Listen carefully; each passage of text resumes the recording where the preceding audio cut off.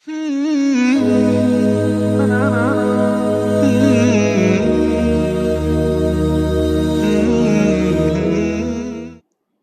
بالله من الشيطان الرجيم بسم الله الرحمن الرحيم وصلى الله على محمد وعلى آله الطيبين الطاهرين الذين أذهب الله عنهم الرجس وطهرهم تطهيرا اللهم صل على محمد وآل محمد ولعنة الدائمة الباقية على أعدائهم ومنكر فضائلهم وغاصب حقوقهم أجمعين من يوم عداوتهم إلى قيام يوم الدين أما بعد يا عباد الله أوصيكم ونفسي بتقوى الله فإن التقوى خير الزاد وبح المعاد وتنفع يوم لا ينفع فيه مال ولا بنون إلا من أتى الله بقلب سليم وصلى الله على محمد وعلى آله الطيبين الطاهرين اللهم صل على محمد وآل محمد আমার প্রিয় দর্শক ও শ্রোতাবৃন্দ আসসালামু আলাইকুম ওয়া রাহমাতুল্লাহি ওয়া বারাকাতুহু। আপনাদের সকলকে আন্তরিক সালাম ও শুভেচ্ছা জানিয়ে আজকের অনুষ্ঠান ইসলাম ইন বাংলায় আপনাদেরকে স্বাগতম জানাই। আজ 15ই জামাদুল আউয়াল, আমাদের চতুর্থ ইমামে আলী ইবনুল হুসাইন জাইনুল আবেদিন আলাইহিস সালামের শুভ জন্মদিন। তাই এই শুভ উপলক্ষে আপনাদের সকলকে আন্তরিক অভিনন্দন ও মোবারকবাদ জানাই। আশা করি আপনারা যে যেখানে আছেন ভালো আছেন, কুশল ও মঙ্গলে আছেন, সুখে থাকুন, শান্তিতে থাকুন, সমস্ত প্রকারের দুঃখ কষ্ট থেকে মুক্তিতে থাকুন। আল্লাহ রব্বুল আলামিনের কাছে এই কামনা করি। যারা অসুস্থ আল্লাহ তাদেরকে সুস্থতা দান করুন, যারা ঋণে ভুগছে আল্লাহ তাদেরকে ঋণ মুক্তি করুন। ওইরূপ যাদের জীবনে কোনো প্রকারের অভাব বা অশান্তি আছে আল্লাহ রব্বুল আলামিন তাদের সকলের জীবনে সুখ শান্তি দান করুন ও সকলের মনোকামনা আশাকে পূরণ করুন।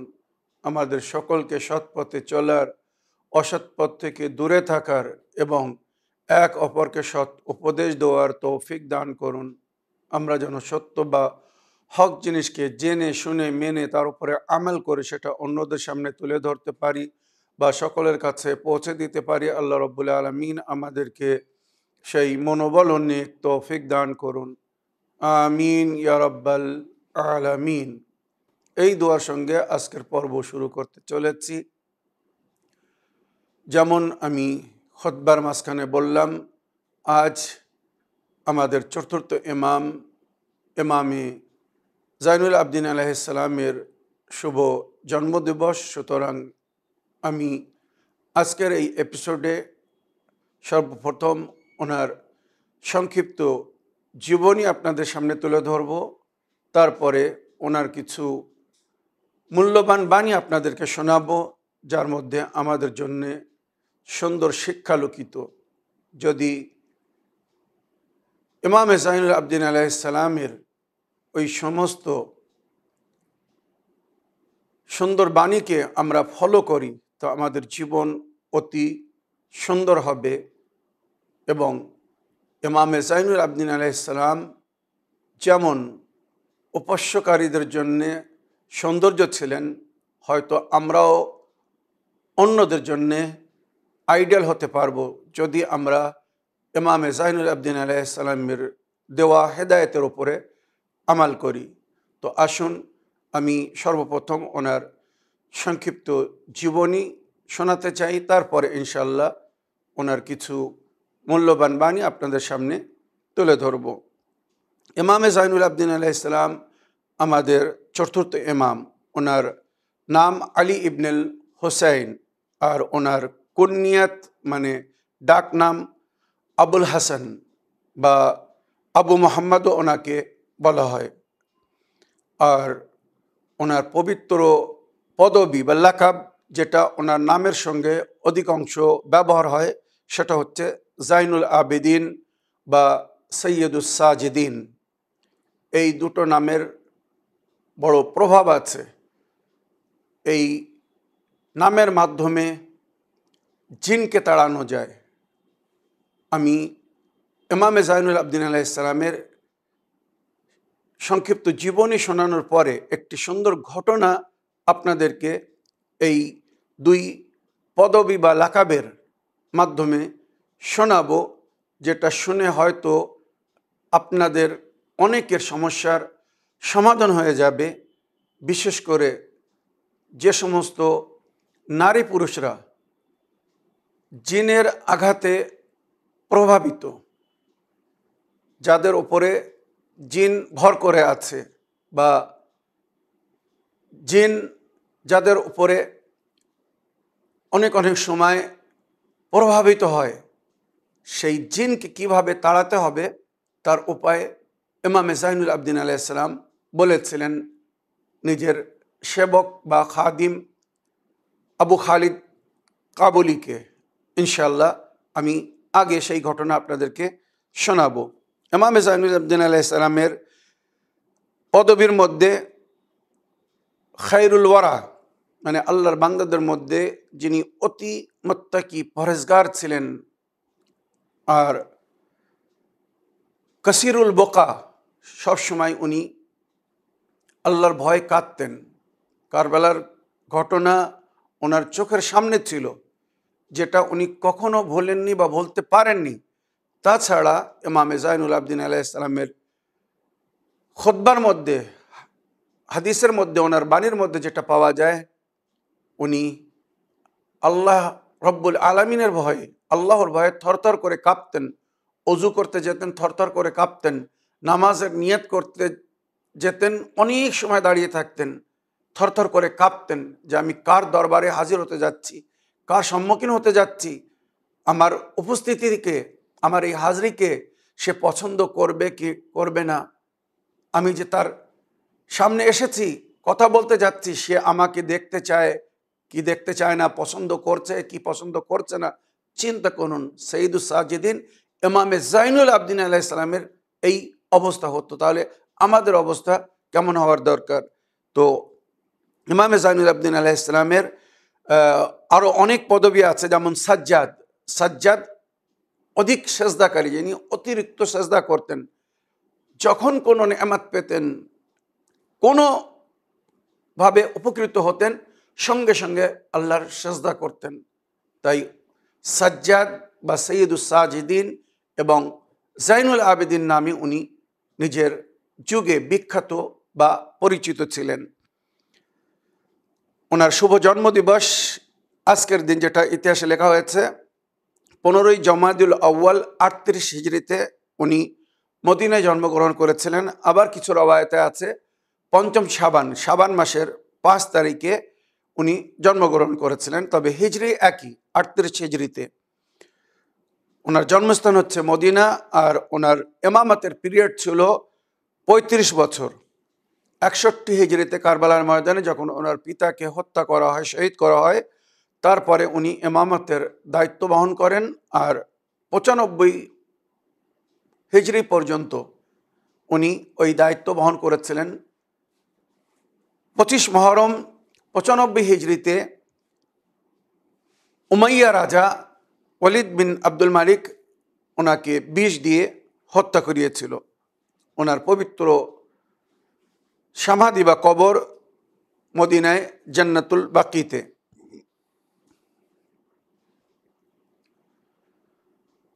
যে সমস্ত কবরকে ওয়াহাবিরা ধুলোস্যার করে দিয়েছিল, সেই সমস্ত কবরের মধ্যে একটি কবর ছিল ইমামে জাইনুল আবেদিন আলাইহিস সালামের কবর। ইনশাআল্লাহ খুব শীঘ্র পুনরায় আবার ওই সমস্ত পবিত্র সমাধিকে সুন্দর করে তৈরি করা হবে। ওনার পিতার নাম ইমামে হুসাইন আলাইহিস সালাম, আর ওনার মা জননী ছিলেন শাহরবানু।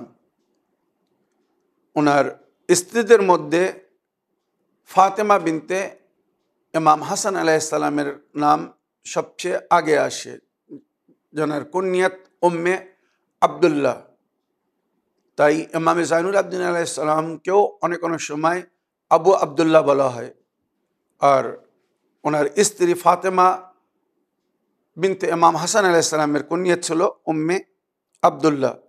আর ওনার সন্তানাদিদের যার জিকির হয়েছে, মানে একটি ওনার স্ত্রী ছিল আর বাকি ওনার দাসী বা কানিজ ছিল, যাদেরকে ইমাম পরে বিবাহ করেছিলেন। তো ওনার সন্তানদের নাম হচ্ছে মোহাম্মদ, ইমামে মোহাম্মদ বাকর আলাইহিসসালাম, যিনি কারবালার ঘটনায় ইমামে জাইনুল আবদিন আলাইহিসসালামের সঙ্গে ছিলেন, আবদুল্লাহ, হাসান, হুসাইন, আকবর, জায়দ, আমর, হুসাইন, আল আসগর, আব্দুর রহমান, সুলাইমান, আলী, খাদিজা, মোহাম্মদ আসগর, ফাতেমা, আলিয়া, উম্মে কুলসুম। এই হচ্ছে ওনার সন্তানাদিদের নাম। আর ওনার টোটাল বয়স ছিল 57 বছর। ইমামে জাইনুল আবদিন আলাইহিসসালামের বিস্তারিত জীবনী আমি বহুবার শুনিয়েছি, সুতরাং আজ এই সংক্ষিপ্ত জীবনী শোনানোর পরে এবারে ওনার নামের প্রভাব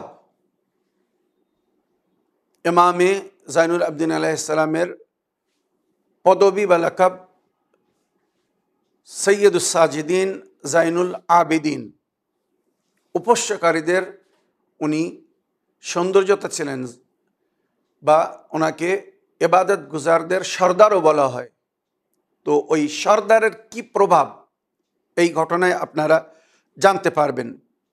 বিশেষ করে এই ঘটনা আমি তাদের জন্য শোনাচ্ছি যাদের ওপরে জিন প্রভাবিত হয়ে আছে। যদি আপনাদের মধ্যে কারোর ওপরে জিন প্রভাবিত হয়ে থাকে, বা আপনাদের আপনদের কারোর ওপরে জিন প্রভাবিত হয়ে থাকে, তো এই ঘটনা তাদের জন্য একটি সুন্দর উপায় হবে ওই জিনের প্রভাব বা তার আঘাত থেকে মুক্তি পাওয়ার জন্যে, জিনকে তাড়ানোর জন্যে।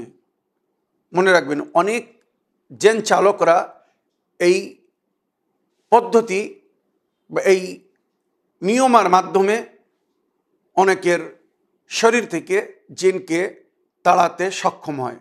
সুতরাং আজকের ঘটনাটা মন দিয়ে শুনবেন। এখানে ইতিহাসে লেখা হয়েছে, ইমামে জাইনুল আবদিন আলাইহিসসালামের একজন সাহাবী ছিল, তার নাম ছিল আবু খালিদ কাবুলি। আর এই ঘটনা মাসুমিনদের জীবনীতে, ইমামে জাইনুল আবদিন আলাইহিসসালামের জীবনীতে লেখা হয়েছে। আবু সাবাহ কানাফি উনি রওয়ায়াত করছেন, ইমামে মোহাম্মদ বাকর আলাইহিসসালাম স্বয়ং এই ঘটনা শুনিয়েছিলেন যে এক সময় ওনার পিতার খাদিম বা সেবক আবু খালিদ কাবুলি ওনার কাছে আসছেন, মানে ইমামে জাইনুল আবদিন আলাইহিসসালামের কাছে আসছেন। এসে বলছেন, মাওলা, অনেক দিন হয়েছে আমি নিজের দেশে ঘরে যাইনি, আমার মায়ের কথা আমার খুব মনে পড়ছে। মাওলা, যদি আপনি কিছুদিনের জন্য আমাকে ছুটি দেন বা অনুমতি দেন, তো আমি আমার মায়ের সঙ্গে একটু সাক্ষাৎ করতে যেতে চাই। ইমামে জাইনুল আবদিন আলাইহিসসালাম বললেন, অবশ্যই, কোনো অসুবিধা নেই। তবে ইমামে জাইনুল আবদিন আলাইহিসসালাম যখন কোনো খাদিমকে, সেবককে বাড়ি বা তার দেশে যাওয়ার অনুমতি দিতেন, তো তাকে কিছু পয়সা দিতেন, যাতে সফরে সে ভালোভাবে পৌঁছে যায়। আর যতদিন সেখানে থাকবে তার প্রয়োজনের সমস্ত পয়সা ইমাম জাইনুল আবদিন আলাইহিসসালাম দিয়ে দিতেন।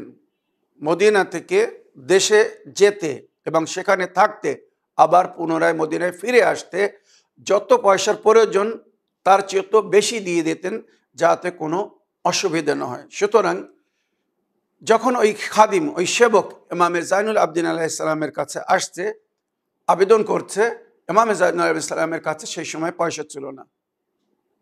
মনে রাখবেন, ইমামরা কখনো ধন দৌলত জমা করতেন না।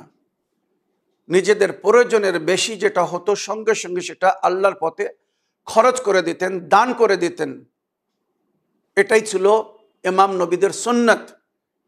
আর যেটা দান করে দিতেন ওনারা বলতেন ওটাই আমি আমার খাতায় জমা করেছি, যেটা এখানে খরচ হয়ে যাবে সেটা আমার জীবন থেকে হয়তো ফুরিয়ে যাবে, কিন্তু যেটা আমি আল্লাহর পথে দান করে দেব সেটা আমার নামে জমা হবে, যার সুন্দর পরিফল বা পরিণাম আজর ও সওয়াবের রূপে আল্লাহ রাব্বুল আলামিন আমাকে তখন দান করবেন যখন কারোর অর্থ, ধন দৌলত বা সন্তান আদি কেউ কারোর কাজে আসবে না, যার নেকি তার কাজে আসবে। সুতরাং ইমাম জাইনুল আবেদিন আলাইহিস সালাম বললেন, অপেক্ষা করো, একটু অপেক্ষা করো,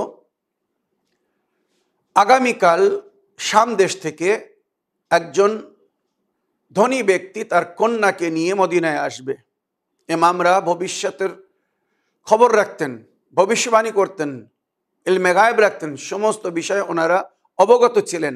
আর জিন্ন ইনস ওনাদের সেবক বা খাদিম ছিল, যেটা আমি বহুবার শুনিয়েছি যে ইমামরা বলেছেন আল্লাহ রব্বুল আলামিন তার সৃষ্টি বা মখলুকাতদেরকে আমাদের অধীনে দিয়েছে। আমরা যদি কোনো সৃষ্টি বা মখলুককে কোনো আদেশ করি তারা কখনো অমান্য করতে পারবে না। যদি অমান্য করে তো তার জন্য তারা সাজা পাবে বা শাস্তি পাবে, কেননা ইমামের ইতাত আল্লাহ রব্বুল আলামিন ফরজ করেছেন, মনে রাখবেন। তো ইমাম জাইনুল আবেদিন সালাম বললেন নিজের সেবক বা খাদিম আবু খালিদ আল কাবুলিকে যে ঠিক আছে, আগামীকাল শাম দেশ থেকে একজন ধনী ব্যক্তি আসবে যার কন্যা জিনের আক্রমণে প্রভাবিত, জিন তার উপরে ভর করে আছে, সে মদিনায় আসবে আর নিজের কন্যার চিকিৎসা খুঁজবে। তুমি তার কাছে যাবে আর গিয়ে বলবে যে আপনার কন্যার চিকিৎসা আমি করতে পারি, আমার নাম নিবে না, আমি যেটা বলবো সেইটা তুমি করবে। সুতরাং তুমি তাকে বলবে আপনার কন্যার চিকিৎসা আমি করতে পারি বা আমি করে দেব। এই জিন যে ভর করে আছে বা প্রভাবিত হয়ে আছে আপনার কন্যা, এই জিনের আক্রমণ থেকে মুক্তি পাবে, জিন তাকে ছেড়ে চলে যাবে। তবে এর জন্য আপনাকে 10,000 দেনার দিতে হবে, 10,000 আশার ফি বা দেনার বা দিরহাম খরচ করতে হবে।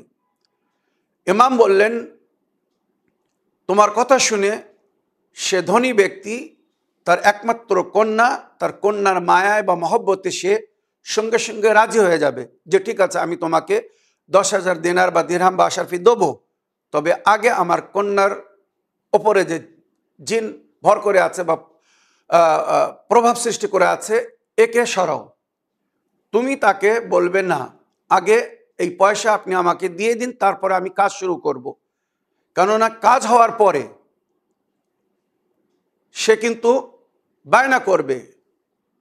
বানু উমাইয়ারা কখনো ওয়াদাকে পুরো করেনি। ইমাম কি বলছেন, শাম দেশ থেকে আসবে, মানে এজিদ ও এজিদের পূর্বপুরুষদের দেশ থেকে। সুতরাং এরা ওয়াদাকে পুরো করে না, অঙ্গীকারকে ভঙ্গ করা এদের চরিত্রের একটি অংশ। সুতরাং আগে পয়সা নিয়ে নেবে, তারপরে কাজ শুরু করবে। ইমামের কথা মতো দ্বিতীয় দিন মদিনায় শাম দেশ থেকে একজন ধনী ব্যক্তি, সওদাগার, তাজির নিজের কন্যাকে নিয়ে মদিনায় এসেছে আর সবাইকে জিজ্ঞাসা করছে যে আমার কন্যার উপরে জিন ভর করেছে বা জিনের আক্রমণে আমার কন্যা প্রভাবিত, এই জিনকে যে তাড়াতে পারবে আমি তাকে উপহার দেব।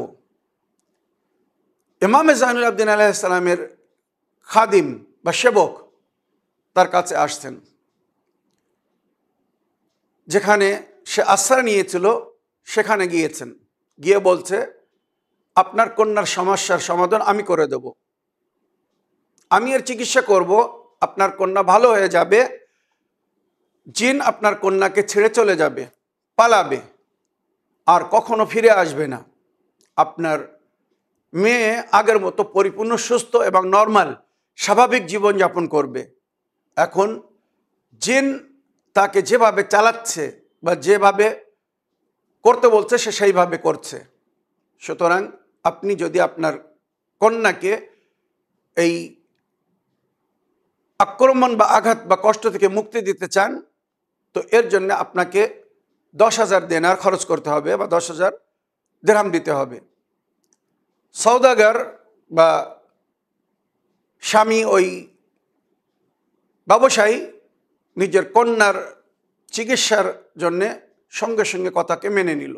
ঠিক আছে, আমি তোমাকে 10,000 দেব, তবে তুমি আগে জিনকে তাড়াও, জিন থেকে তাকে মুক্তি দাও। ইমামের আদেশ অনুযায়ী খাদিম বলল, আগে আপনি পয়সা আমাকে দিয়ে দিন, তারপরে আমি কাজ শুরু করব। তখন ওই সওদাগর বা ওই স্বামী ব্যক্তি বলছে, আমার উপরে কি তোমার বিশ্বাস নেই? বিশ্বাস হচ্ছে না? আমি বড় সওদাগর, আমার কাছে অনেক অর্থ আছে, পয়সা আছে। 10,000 দিনার বা দিরহাম আমার জন্য কিছু না। একবার তুমি আমার কাজ করে দাও, আমার মেয়ে ঠিক হয়ে গেলে আমি সঙ্গে সঙ্গে তোমাকে পয়সা দিয়ে দেব। তুমি এর জন্যে যাকে সাক্ষী করবে সাক্ষী করতে পারো। আমি কথা দিলাম, বচন দিলাম, আমি তোমার পয়সা তোমাকে দিয়ে দেব। সুতরাং খাদিম বা সেবক, তার মন খুব নরম ছিল, সরল ব্যক্তি ছিল, সে সওদাগরের কথা মেনে নিল। ইমামের কাছে ফিরে আসছে, এসে বলছে, মাওলা, তার সঙ্গে আমার কথা হয়েছে, আপনি যার কথা বলছিলেন সে মদিনায় এসেছে, আমি তার সঙ্গে সাক্ষাৎ করেছি এবং তাকে বলেছি তার কন্যার আমি চিকিৎসা করে দেব, তবে তাকে 10,000 টাকা দিতে হবে। সে দেবে বলেছে, কিন্তু এখনো দেয়নি। আমাকে প্রতিশ্রুতি দিয়েছে, অঙ্গীকার করেছে সে আমাকে দিয়ে দেবে। তো এবারে আপনি যদি অনুমতি দেন তো আমি আপনার কথা মতো কাজ শুরু করব। ইমাম জাইনুল আবেদিন আলাইহিস সালাম বললেন, স্বামীদেরকে তুমি চেনো না, আমরা জানি এরা অঙ্গীকারকে ভঙ্গ করে, প্রতিশ্রুতি দিয়ে সেটাকে ভুলে যায়। তবে তুমি যখন চিকিৎসার জন্য রেডি হয়েছ, আর তুমি যখন তার কন্যার চিকিৎসা করবে বলে তাকে প্রতিশ্রুতি দিয়েছ, ওয়াদা করেছো, তো তুমি ওয়াদাকে ভঙ্গ করো না। ঠিক আছে, তুমি চিকিৎসা করো, তবে আমার মন বলছে সে তোমাকে ধোঁকা দেবে। আর বাস্তবে তাই হয়েছিল। আগে সুন্দর ঘটনা শুনুন। ইমাম ওই খাদিমকে বললেন, আমি তোমাকে যেভাবে বলছি তুমি এইভাবে যে কাজ শুরু করো। ওই কন্যার বাম কান ধরবে, ওই কন্যার বাম কান ধরবে, আর বাম কান ধরে বাম কানে বলবে যে, আলী ইবনুল হুসাইন জাইনুল আবেদিন আমাকে পাঠিয়েছেন, তুমি একে ছেড়ে দাও। যদি তুমি একে না ছাড়ো তো তোমার কিন্তু খায়ের নেই। তারপরে এই যে বিরধ, যেটা পড়ে জেন চালকরা জেন তাড়ায়, শুনুন, এইভাবে পড়ে ওই কন্যার কানে ফু দিয়ে দিবে। যেই কন্যার কানে ফু দিবে সঙ্গে সঙ্গে ওই জিন যে ওর উপরে ভর করে আছে সঙ্গে সঙ্গে ওখানে থেকে ছুটে পালাবে, আর কখনো ফিরে আসবে না। সুতরাং তার বাম কান ধরে বলবে, ক্বাল আল্লাহু সুবহানাহু ওয়া তাআলা ফি কিতাবিহি ওয়া মা খালাকতুল জিন্না ওয়াল ইনসা ইল্লা লিয়াবুদুন ইয়াকুলু লাকা সাইয়্যিদুস সাজিদিন জাইনুল আবেদিন আন তাতরুকহা ওয়া ইল্লা ফালা খায়রা লাকা ফিল আলামিন। এই বলে কানে ফু দিয়ে দেবে, সঙ্গে সঙ্গে জিন ওখান থেকে পালিয়ে যাবে। ইমাম জাইনুল আবেদিন আলাইহিস সালামের দেওয়া শিক্ষা অনুযায়ী আবু খালিদ আল কাবুলি ওইভাবে ফিরে গিয়ে তার চিকিৎসা করেছে, আর জিন ওই কন্যাকে ছেড়ে পালিয়ে গিয়েছে। এবারে আবু খালিদ আল কাবুলি ওই স্বামী সওদাগরকে, ব্যবসায়ীকে বলছে, ওয়াদা পুরো করুন, আপনি 10,000 টাকা দিবেন বলেছিলেন, 10,000 দিনার বা দিরহাম আমাকে দিয়ে দিন। ইমাম আগেই বলেছিলেন যে এদের কোনো বিশ্বাস করা যায় না, এরা অঙ্গীকারকে ভঙ্গ করে, বানু উমাইয়ার চরিত্র এটা। সুতরাং ওই সওদাগর বায়না করলো যে আমি যে পয়সা নিয়ে এসেছিলাম রাস্তায় খরচ হয়ে গিয়েছে, আমি দেশে গিয়ে তোমাকে পাঠিয়ে দেবো, নইলে আমি ব্যবসা করে আবার তোমাকে দিয়ে দেবো। তার কাছে কিন্তু অনেক পয়সা ছিল, কিন্তু তারপরেও সে বিভিন্ন বাহানা করে, ছলনা করে ইমামের খাদিমকে ফিরিয়ে পাঠিয়ে দিল যে যাও, আমি পরে পয়সা দিয়ে দেবো। দিল না পয়সা। খুব দুঃখিত অবস্থায় ইমামের কাছে ফিরে আসছে, কেননা ইমাম চেয়েছিলেন এই পয়সা পেলে এখান থেকে নিজের মায়ের সঙ্গে সাক্ষাৎ করতে কাবুলে যাবে, ওখানে থেকে মায়ের খেদমত করে আবার ফিরে আসবে। এই 10,000 দিনার বা দিরহাম, সেই যুগের কথা বলছি, ভেবে দেখুন, তার সমস্ত প্রয়োজনকে পুরো করবে। ফিরে এসে ইমামকে বলছে, মাওলা আপনি ঠিক বলেছিলেন, স্বামীদের কোনো বিশ্বাস করা যায় না। সে অঙ্গীকার করেছিল কিন্তু ওয়াদা খেলাফি করছে, সে বলছে পরে দেবো, এক পয়সাও সে দিল না। ইমাম জয়নুল আবদিন আলাইহিস সালাম বললেন, দুঃখ পেও না, ধৈর্য ধরো, ইন্নাল্লাহা মা সাবিরিন, আল্লাহ ধৈর্যদাদের সঙ্গে। ইন্না মাল উসরি ইউসরা, সমস্ত সংকটের সমাধান আছে, আল্লাহ সমস্ত সংকটের সমাধান রেখেছেন। ওমাই ইয়াতাওয়াক্কাল আলাল্লাহ ফাহুয়া হাসবুহ, যে আল্লাহর উপরে বিশ্বাস রাখে আল্লাহই তার জন্য যথেষ্ট। ওই যে জিন ছেড়ে পালিয়ে গেছে, পুনরায় আবার ফিরে আসবে, পুনরায় আবার ফিরে আসবে। যখন আবার ফিরে আসবে তখন ও তোমার কাছে আবার আসবে নিজের মেয়েকে নিয়ে। এবার যখন আসবে তখন তুমি তাকে বলবে, আগে আপনি ওই পয়সা ইমামে জয়নুল আবদিন আলাইহিস সালামের কাছে আমানত স্বরূপ জমা করে দিন, তারপরে আমি আপনার কন্যার চিকিৎসা শুরু করব, তার থেকে জিনকে প্রতারিত করে দেব। কারণ এর আগে আপনি অঙ্গীকারকে ভঙ্গ করেছেন, ওয়াদা খেলাফি করেছেন, আপনি পয়সা দিবেন বলে দেননি। সুতরাং আগে আপনি পয়সা ইমামে জয়নুল আবদিন আলাইহিস সালামের কাছে জমা করে আসবেন, জমা করে আসুন, আমাকে দিতে হবে না, ইমামের কাছে জমা করে আসুন। যখন আপনার কন্যার থেকে আমি জিনকে সরিয়ে দেবো, তারপরে আমি গিয়ে আমার হক বা আমার অধিকার আমি নিয়ে নেব। বাস্তবে তাই হলো। দুদিন পরে আবার ওই ব্যক্তি আবার ফিরে আসছে। সে মদিনা থেকে ফিরে যাচ্ছিল, কিন্তু রাস্তায় পুনরায় আবার জিন, কেননা হকদারে যখন হক না দেয় তখন এইভাবে আবার তার স্ত্রীর সঙ্গে হতে পারে বা হয়। সুতরাং আবার জিন তার উপরে আক্রমণ করেছে, জিন তার উপরে আক্রমণ করেছে। আর এটা ইমামে জয়নুল আবদিন আলাইহিস সালাম অনুমতি দিয়েছিলেন বলে, যদি ইমামে জয়নুল আলাইহিস সালাম ওই জিনকে অনুমতি না দিতেন কখনো দ্বিতীয়বার সে আক্রমণ করতে পারতো না। কিন্তু ইমাম জয়নুল আলাইহিস সালাম আবু খালিদকে তার অধিকার দেওয়ানোর জন্যে জিনকে অনুমতি দিলেন, জিন পুনরায় তার উপরে আক্রমণ করেছে, প্রভাবিত হয়েছে। মনে রাখবেন, রাস্তা থেকে দুদিন পরে আবার ফিরে আসলো, ফিরে এসে বলল, আমার মেয়ে ভালো হয়ে গিয়েছিল, স্বাভাবিক বা নর্মাল হয়ে গিয়েছিল, কিন্তু আবার পুনরায় সেই সমস্ত কাজ করছে বা কথা বলছে যেগুলো জিনের আক্রমণে বলছিল বা করছিল। তুমি আমার মেয়ের ওপর থেকে এবারে চিরস্থায়ী রূপে এই জিনকে সরিয়ে দাও, আমি আমার ওয়াদা পুরো করব। তখন আবু খালিদ বললেন, আপনার প্রতি আমার আর কোনো বিশ্বাস নেই, আপনারা অবিশ্বাসী, আপনাদের মধ্যে দিন নেই, ঈমান নেই। যদি সেই আল্লাহর ভয় থাকতো আপনি অঙ্গীকারকে ভঙ্গ করতেন না।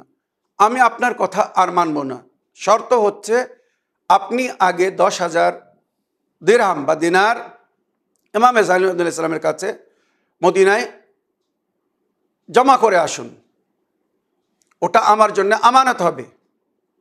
আমি আপনার কন্যার থেকে জিনকে সরিয়ে দেবো, তাড়িয়ে দেবো, তারপরে আমি আমার হক ইমাম জাইনুল আবেদিন আলাইহিস সালামের কাছ থেকে নিয়ে নেব। মেয়ের মায়া মহব্বত তাকে বাধ্য করলো।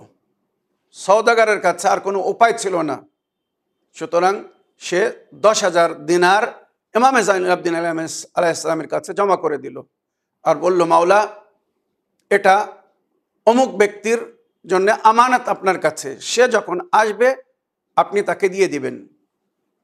ওই স্বামী সওদাগর ও কিন্তু জানতো না যে ওই ব্যক্তি আবু খালিদ কাবুলি ইমামের সেবক বা ইমামের খাদিম। সুতরাং ইমাম আমানত নিয়ে নিলেন আর বললেন, ঠিক আছে, তুমি যাও, যার আমানত আমি তার কাছে পৌঁছে দেবো। দিয়ে ওই স্বামী সওদাগর মুসাফির খানা বা যেখানে আশ্রয় নিয়েছিল ওখানে ফিরে গেল। এবারে আবু খালিদ ওখানে আসছেন। আবু খালিদ ওখানে এসে বা গিয়ে আবার পুনরায় ওই বললেন, যেভাবে ইমাম জাইনুল আবেদিন সালাম শিক্ষা দিয়েছিলেন, যে ওই কন্যার বাম কান ধরে আগে বলবে যে আমাকে আলী ইবনে হুসাইন জাইনুল আবেদিন আলাইহিস সালাম পাঠিয়েছেন। আর ইমাম জাইনুল আবেদিন আলাইহিস সালাম বলেছেন, তুমি এই কন্যাকে বা এই নারীকে ছেড়ে দাও, যদি তুমি একে না ছাড়ো তো তোমার কিন্তু খায়ের নেই। তারপরে এই যে বিরদ কাল আল্লাহ সুবহানাহু ওয়া তাআলা ফি কিতাবিহি, আল্লাহ রাব্বুল আলামিন তার পবিত্র কিতাবে বলেছেন, ওয়ামা খালাকতুল জিন্না ওয়াল ইনসা ইল্লা লিয়াবুদুন, আমি জিন্ন ইনসকে সৃষ্টি করিনি কিন্তু আমার উপাসনা বা ইবাদতের জন্য। ইয়াকুলু লাকা সাইয়্যিদুস সাদিজিন জাইনুল আবেদিন, এটা সাইয়্যিদুস সাদিজিন জাইনুল আবেদিন উপাস্যকারীদের সর্দারের অর্ডার বা হুকুম। উনি বলছেন, আনতাত্রুখা, এই কন্যাকে তুমি ছেড়ে দাও, ওয়া ইল্লা ফালা খায়রা লাকা ফিল আলামিন, মনে রাখো আলামিনে তোমার জন্য কোনো খায়ের নেই দুনিয়া ও আখেরাতে। যেমন মানুষের হিসাব হয় দুনিয়া আখেরাতে, ওইরূপ জিনেরও হিসাব হবে দুনিয়া আখেরাতে। তাই এখানে বলা হচ্ছে ফালা খায়রা লাকা ফিল আলামিন, ইহকাল ও পরকালে কিন্তু তোমার রেহাই নেই যদি তুমি এই কন্যাকে না ছাড়ো, একে যদি ছেড়ে না চলে যাও। সুতরাং মনে মনে এটা পড়ে কানে ফু দিয়ে দিবে, সঙ্গে সঙ্গে জিন ওখান থেকে পালাবে। যখন আবু খালিদ এটা পড়ে ওই কন্যার কানে ফু দিয়ে দিলেন, সঙ্গে সঙ্গে জিন ওখান থেকে পালিয়ে গেল আর ওই কন্যা চিরস্থায়ীভাবে সুস্থ হয়ে গেল। এই যে ঘটনা আপনাদেরকে শোনালাম, অনেক বইয়ের মধ্যে এই ঘটনা লেখা হয়েছে। সুতরাং যদি আপনাদের পরিচিত বা জানা শোনো কোনো ব্যক্তির উপরে জিন প্রভাবিত হয়ে থাকে বা আক্রমণ করে থাকে, কাউকে যদি জিন অ্যাটাক করে থাকে, কারোর উপরে যদি জিন বশ করে থাকে, তো এই উপায়ে অতি উত্তম, যারা নাজিস এবং হারাম খায় না এবং সবসময় পবিত্র থাকে, তাদের মাধ্যমে যদি এই কাজ করা হয় তো ইনশাল্লাহ অবশ্যই উপকৃত হবেন। বা পীড়িত ব্যক্তি যার উপরে জিন ভর করে আছে বা যার উপরে আঘাত করে আছে, আক্রমণ করে আছে, আশা করি জিন তাকে ছেড়ে পালিয়ে যাবে। আজ ইমাম জাইনুল আবেদিন আলাইহিস সালামের শুভ জন্মদিনে এই যে সুন্দর একটি উপায় দিলাম, একটি উপহার দিলাম তাদের জন্যে যাদের উপরে জিন প্রভাবিত হয়ে আছে। আর আমাদের সমাজে যেটা আমরা অনেক সময় আমাদের দর্শকবিন্দুদের ভয়েসমেল বা টেক্সট মেসেজের মধ্যে আমরা পেয়েছি বা অনেক সময় পেতে থাকি, যে জিন আক্রমণ করছে, জিন আঘাত করছে, রাতের বেলা জ্বালাতন করছে। তো এর জন্য আমি অনেকবার উপায় বলে দিয়েছি যে হিরজে আবু দুজানা, নবী করিম সাল্লাল্লাহু আলাইহি সাল্লাম নিজের সাহাবী আবু দুজানাকে একটি তাবিজ দিয়েছিলেন যে এই তাবিজ তোমার ঘরে রাখো, তোমার ঘরে যদি জিন আসে তো সঙ্গে সঙ্গে ওখান থেকে পালাবে। বালিশের নিচে রাখো শোয়ার সময়, রাতের অন্ধকারে সে আক্রমণ করতে পারবে না।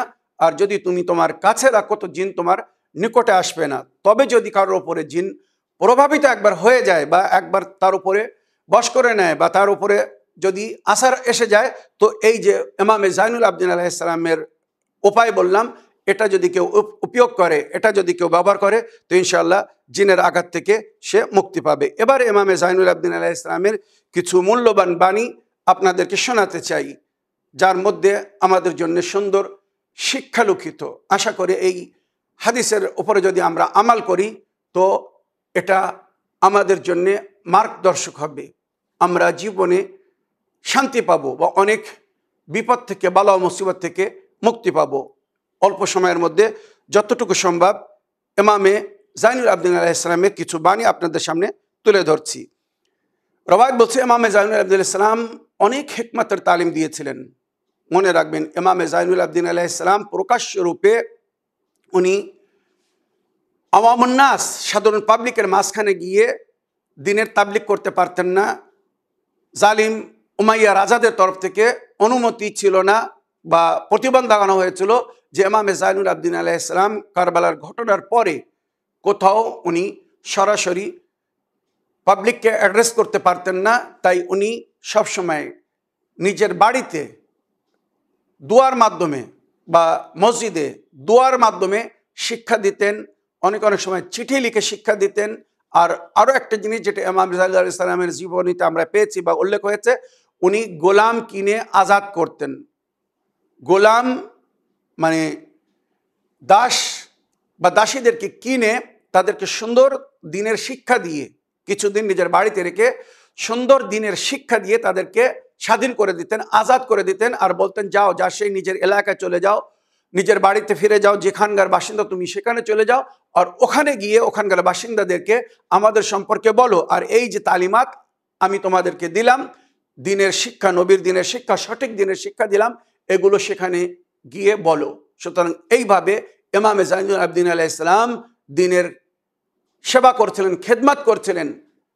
বাকি ইমামরা বা নবীরা প্রকাশ্য রূপে দিনের তাবলিগ করে যেভাবে দিনের খেদমত করেছিলেন, ইমামে জাইনুল আবেদিন আলাইহিস সালাম এত কঠিন এবং কঠোর প্রতিবন্ধের পরেও দিনের খেদমত ওইভাবে করেছেন যেভাবে অন্য ইমামরা করেছিলেন। সমস্তভাবে দিনের তাবলিগ বা প্রয়োজন আল্লাহর বান্দাদের কাছে পৌঁছে দিয়েছিলেন। সুতরাং ইমামের দোয়া শিক্ষার মধ্যে একটি শিক্ষা উনি নিজের সাহাবাদেরকে বলেছিলেন বা নিজের ছাত্রদেরকে বলেছিলেন। আর বিশেষ করে এই রওয়ায়াতের সম্পর্কে উল্লেখ হয়েছে, উনি ওনার সন্তানদেরকে সামনে রেখে অন্যদেরকে বলেছিলেন। কি সুন্দর শিক্ষা, একবার দেখুন। কালা আলাইহিস সালাম, यानी কাল আল ইমাম জাইনুল আবেদিন ইসলাম লেবাদে বনি হে, নিজের কিছু সন্তানদেরকে উনি এই কথা বলেছিলেন বা শিক্ষা দিয়েছিলেন। ইয়া বুনাইয়া উনদুর খামসা ফালা তুসাহিব ওয়ালা তুহাদিসুম ওয়ালা তুরাফিকহুম ফি তারিক। এই পাঁচটি জিনিস যেটা বলছি তোমরা ভালো করে মন দিয়ে শোনো। ইমামে জাইনুল আবেদিন ইসলাম নিজের সন্তানদের মাধ্যমে আমাদেরকে শিক্ষা দিয়েছেন, মনে রাখবেন। উনদুর খামসা ফালা তুসাহিবুম, এই পাঁচজনের যেন সঙ্গী বা সাথী হয় না, এদের সঙ্গে যেন ওঠা বসা করো না, এদের সঙ্গে থেকো না, এদের সঙ্গে চলাফেরা করো না, বা কোনো সফরে এদেরকে সাথে রেখো না। ওলা তুহাদিসুম, এদের সঙ্গে কথা বলো না। ওলা তুরফিকুম ফিত তারিক, আর রাস্তায় এদের সাথী হয়েও না। কারা সেই পাঁচজন যাদের সাথী হতে ইমাম মানা করছেন, তাদের সঙ্গে সম্পর্ক রাখতে বা কথা বলতে মানা করছেন, তাদেরকে বন্ধু বানাতে বা সাথী বানাতে মানা করছেন। খুব গুরুত্ব দিয়ে শুনবেন। আমরাও যদি এই সতর্কতা অবলম্বন করি তো আমাদের জীবনেও অনেক শান্তি থাকবে এবং অনেক ধোঁকা এবং আঘাত থেকে আমরাও মুক্তিতে থাকবো। ইমামের ছেলেরা ফকালা বাদু বনিহে, ওনার কিছু সন্তানরা ওনার কাছে জিজ্ঞাসা করলেন, ইয়া আবাতে মানহুম, এরা কারা যাদের থেকে আমাদেরকে সতর্কতা অবলম্বন করতে বলছেন, যাদেরকে সাথী করতে বা তাদের সঙ্গে বেশি কথাবার্তা বলতে বা তাদের রাস্তায় তাদের সাথী হতে আপনি মানা করছেন। ফকালা আলাইহিস সালাম, তখন ইমাম জাইনুল আবেদিন আলাইহিস সালাম বললেন, ইয়াকা ওয়া মুসাহাবাতুল কাযাব, খবরদার তোমরা যেন মিথ্যাবাদীদেরকে নিজের বন্ধু করো না, সাথী করো না, তাদের সঙ্গে যেন ওঠা বসা করো না বা রাস্তায় যেন তাদের সঙ্গে চলো না যারা মিথ্যাবাদী। কেন? ফাইন্নাহু বিমানজিলাতিস সারাব, এই মিথ্যাবাদীরা মনে রেখো মরিচিকা, এই মিথ্যাবাদীরা মরিচিকার মতো। মরিচিকা কি? যারা সফর করেছে, রাস্তায় গিয়েছে, তারা জানে অনেক অনেক সময় যখন আমরা রাস্তায় যাই, গাড়িতে যাই, তো রাস্তায় মানে পিচের রাস্তায় আপনারা দেখেছেন, পিচ ঢালাই করা রাস্তায় অনেক অনেক সময় রোদ্দুরের সময় মনে হয় দূরে রাস্তার উপরে পানি পড়ে আছে, রাস্তা ভিজে, মানে মনে হয় যে রাস্তায় পানি, কিন্তু যখন নিকটে যাই তখন কি দেখা যায়, সেখানে পানি না, ওটা সানলাইটের একটা রিফ্লেকশন ছিল যেটা মনে হচ্ছিল পানির মতো। একে মরিচিকা বলা হয়েছে। তো ইমামে জাইনুল আবেদিন আলাইহিস সালাম বলছেন যে এই মিথ্যাবাদীরা ওই মরিচিকার মতো, এরা তোমাকে দূর থেকে এমন দেখাবে যেটা বাস্তব না। মনে রাখবেন, এটা খুব প্রিয় কথা বলেছেন ইমামে জাইনুল আলাইহিস সালাম, যে এরা ইয়াকরুবুকাল বাইদ ওয়া ইয়াবদুলাকাল করিব, এরা দূরের জিনিসকে তোমাদেরকে নিকট করে দেখানোর চেষ্টা করবে, বা নিকটের জিনিসকে দূর করে দেখানোর চেষ্টা করবে, যেটা আসল বাস্তব না। মানে মিথ্যাবাদীরা বাস্তব বিরোধী কথা বলবে, কিন্তু এমনভাবে তোমাকে বলবে যে তোমাদেরকে তার উপরে বিশ্বাস করতে হবে, বা একটা বিশ্বাস এসে যাবে। তো এদের থেকে খুব সতর্কতা অবলম্বন করতে হবে। খবরদার মিথ্যাবাদীদেরকে একবার যদি তোমরা চিনে ফেলো, জেনে ফেলো, তো মিথ্যাবাদীদের যেন নিজের সাথী করো না। এক, ওইয়াকা মাসাহেবাতুল ফাসিক, ফাসকে সাথী করো না। ফাসিক যাদের অন্তরে আল্লাহর ভয় নেই, যারা শরীয়ত বা দিনকে মানে না, বা হয়তো নামে মুসলমান কিন্তু তারা দিনের উপরে আমাল করে না। তো যারা আল্লাহর ভয় করে না, দিনের উপরে আমাল করে না, এদের থেকে সতর্ক থেকো। কেন? ফাইন্নাহু বায়াকা আও ইবায়াকা আও বায়াকা বে আকলাতিন, এক লোকমা খাদ্যর পরিবর্তে তোমাকে বিক্রি করে দেবে। যদি তুমি ফাসিকদের সঙ্গী বা সাথী হও, তো প্রয়োজনে তারা তোমাদেরকে বিক্রি করে দেবে, মানে এমন ধোঁকা দেবে যে তোমরা বুঝতে পারবে না, অন্যর কাছে তোমাকে গিরবি করে যাবে। তো ফাসিক থেকে দূরে থাকতে বলেছেন। তো ইমাম বলছেন ফাইন্নাহু বায়াকা বে আকলাতিনা ও আকাল্লা মিন যালিক, এক লোকমা খাদ্য বা তার থেকে কমের মধ্যে তোমাদেরকে বিক্রি করে দেবে। তারপরে ইমাম বলছেন তৃতীয়, ওয়া ইয়াকা মাসাহাবাতুল বাখিল, খবরদার কৃপণদেরকে সাথী করবে না, সঙ্গী করবে না। যারা কৃপণ তাদের সঙ্গে ওঠা বসা করবে না। বাখিল মানে কৃপণ, কাঞ্জুস, কাঞ্জুসের সঙ্গে ওঠা বসা করবে না, তাদেরকে বন্ধু করবে না, তাদের সঙ্গে চলাফেরা করবে না। কেন? ফাইন্নাহু ইয়াখযুলুকা ফি মালিহি আহওয়াদ মা তাকুনু ইলাই, তোমার অতি প্রয়োজনের সময় সে তোমাকে ধোঁকা দেবে, কোনো না কোনো বাহানা করে দেবে, তোমার প্রয়োজনকে পুরো করবে না। সে ধনী, তার কাছে পয়সা আছে, তারপরও এমন এমন অভিযোগ দেখাবে, এমন এমন বায়না করবে যাতে তোমাকে পয়সা না দিতে হয়। তো তোমার প্রয়োজনে সে তোমার কাজে আসবে না। হয়তো তুমি একটা আশা নিয়ে থাকবে, ভরসা নিয়ে থাকবে যে অমুক আমার বন্ধু ধনী ব্যক্তি, প্রয়োজন হলে সে আমার মদত করবে, কিন্তু সে যদি কাঞ্জুস হয়, সে যদি কৃপণ ব্যক্তি হয়, তো সে বায়না করে দেবে, তোমার কিন্তু কোনো মদত করবে না। তো কোনো কাঞ্জুসকে, কৃপণ ব্যক্তিকে বন্ধু করবে না বা সাথী করবে না। ইমাম এইভাবে নিজের সন্তানদেরকে বললেন। ওয়া ইয়াকা মাসাহাবাতুল আহমাক, তারপরে ইমাম কি বলছেন? আহমাক মানে বুদ্ধিহীন, বিবেকহীন, জ্ঞানহীন, মারেফাতহীন, যাদের মধ্যে জ্ঞান নেই, আমরা যাকে বলি অবুঝ বা অবোধ, যাদের মধ্যে বোধ নেই। মনে রাখবেন, ইমাম বলছেন ওয়া ইয়াকা মাসাহাবাতুল আহমাক, খবরদার বুদ্ধদেরকে বা অবুঝদেরকে, বেওকুফদেরকে নিজের বন্ধু করবে না, সাথী করবে না। কেন? ফাইন্নাহু ইউরিদু আন ইয়ানফাকা ফায়ুদুররুক, সে তোমার ভালো করতে গিয়ে খারাপ করবে, মঙ্গল করতে গিয়ে অমঙ্গল করবে, উপকার করতে গিয়ে অপকার করবে, মানে ক্ষতি করবে। সে হয়তো নিজের হিসেবে সে কোনো ভালো করতে যাবে, কিন্তু এমন বোকামো করবে যার মাধ্যমে তোমার ক্ষতি হবে, তুমি আক্রান্ত হবে, কষ্টে পড়ে যাবে। তো বোকাদেরকে বন্ধু করতে মানা করেছেন। আর শেষ কথা হচ্ছে ওয়া ইয়াকা মুসাহাবাতুল কাতিল বিরাহমিহি ও কাতিল রাহমি, খবরদার যারা নিজের আপনদের সঙ্গে সম্পর্ক বিচ্ছেদ করেছে, মাতা পিতার সঙ্গে, ভাই বোনদের সঙ্গে, আত্মীয় স্বজনদের সঙ্গে সম্পর্ক বিচ্ছেদ করেছে, তাদেরকে নিজের সাথী করো না, আপন করো না, বন্ধু করো না। কেন? ফাইন্নি ওয়াজাদতু মালউনান ফি কিতাবিল্লাহ, আমি আল্লাহর কিতাবে কোরআনে এদেরকে মালউন পেয়েছি, যাদের উপরে আল্লাহর লানত হয়েছে। যদি কেউ বিনা কারণে জেনে শুনে নিজের আপনদের সঙ্গে, মাতা পিতার সঙ্গে, ভাই বোনদের সঙ্গে সম্পর্ক বিচ্ছেদ করে নেয়, যেটা আজকের দুনিয়ায় আমরা অনেক দেখছি।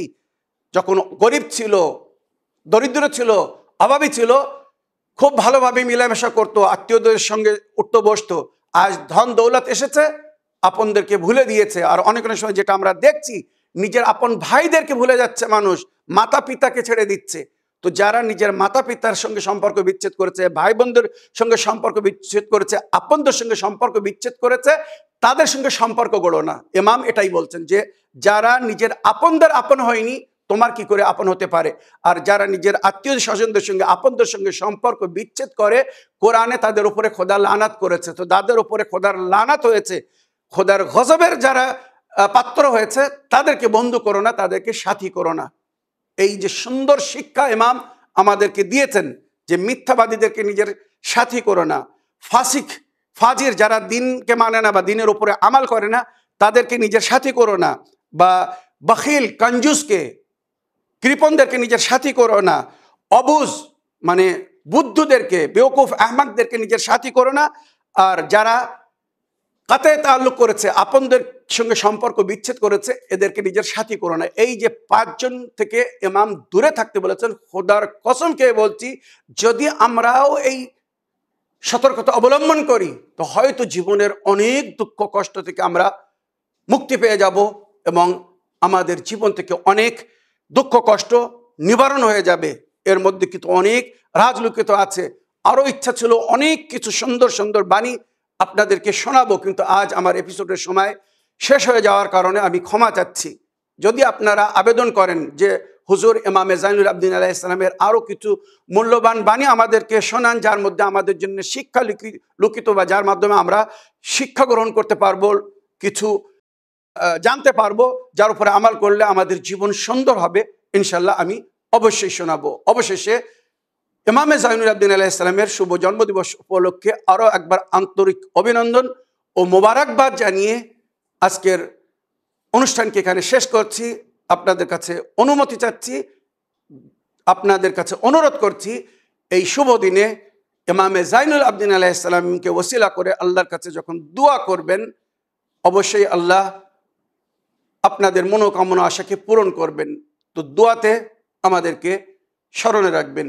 এই বলে আমার আজকের বক্তব্য এখানে শেষ করলাম। ওয়া আখিরু দাওয়ানা আলহামদুলিল্লাহি রাব্বিল আলামিন।